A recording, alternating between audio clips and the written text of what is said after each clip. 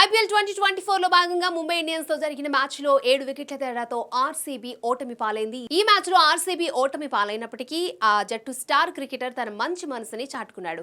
Mumbai Indians captain Hardik పాండ్యాకు Kohli support గా నిలిచాడు.